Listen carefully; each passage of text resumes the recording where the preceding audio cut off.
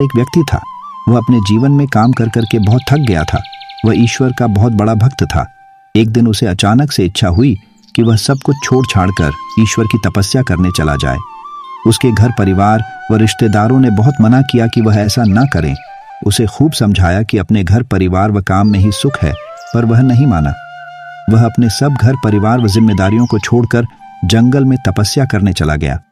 जब वह जंगल में पहुंचा तो उसने 1-2 दिन तपस्या की। फिर कुछ दिन बाद जब भोजन की खोज में निकला, उसकी नज़र एक अपाहिज हिरण पर पड़ी जिसकी 2 टांगें खराब थीं। वह चलने फिरने में असमर्थ थी। वह उस हिरण को देख ही रहा था कि अचानक से उसे एक शेर के दहाड़ने की आवाज़ सुनाई दी। जैसे ही उसने शेर की आवाज़ सुनी, वह डर के मारे एक पेड़ पर चढ़ गया। उसने देखा कि एक शेर उस अपाहिज हिरण के लिए भोजन लेकर आया था। वह यह देखकर आश्चर्यचकित हो गया। वह सोचने लगा कि ऐसा कैसे संभव है कि एक शेर एक हिरण के लिए भोजन लेकर आया है, जबकि ये हिरण शेर का भोजन हो सकती थी। ये तो कोई चमत्कार लगता है यह ईश्वर का मेरे लिए कोई अलौकिक संदेश है। शेर के जाने के बाद वह पेड़ से नीचे उतरा और यही सोचता रहा कि ईश्वर मुझसे क्या कहना चाहते हैं। उसने कई दिन तक इस घटना को होते हुए देखा। रोज शेर आता और हिरण को भोजन दे जाता।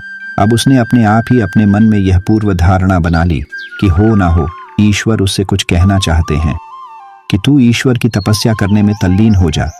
तुझे भोजन ढूंढने की जरूरत नहीं है, भोजन खुद ब खुद तेरे पास आ जाएगा। अब वह तपस्या करने बैठ गया।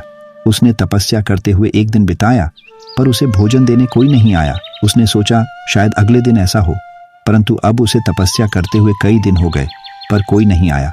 भूख से उसका हाल बेहाल था। शरीर की हड्डियां भी भूख के कारण दिखने लगी थीं। अब कई दिन बाद एक महात्मा जी वहां से गुजरे। महात्मा जी को देखकर वह बड़ा खुश हुआ। उसे लगा कि महात्मा जी उसके लिए भोजन लाए होंगे।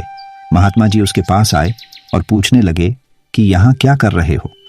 अब उसने महात्मा जी को अपनी सारी व्यथा बताई। वह बोला कि महात्मा जी, मैं तपस्या कर रहा था, तब मैंने यहाँ एक शेर देखा जो उस अपाहिज हिरण के लिए रोज भोजन लाता है।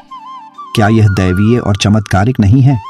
मुझे ऐसा लगा कि ईश्वर ने मुझे भी यही आदेश दिया है कि मेरे लिए भी भोजन का प्रबंध कोई ना कोई कर ही देगा, तो मैं यहाँ तपस्या करने बैठ गया।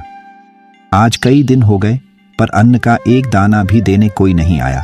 तब महात्मा जी बोले कि जो तुमने देखा वह अवश्य ही चमत्कारिक है, दैवीय है, पर तुमने उस अपाहिज हिरण की नकल करना ही क्यों चुना? क्या तुमने एक दयावान शेर को नहीं देखा? क्या तुम्हें नहीं लगता कि तुम उस शेर की तरह बनना भी चुन सकते थे? ईश्वर यकीनन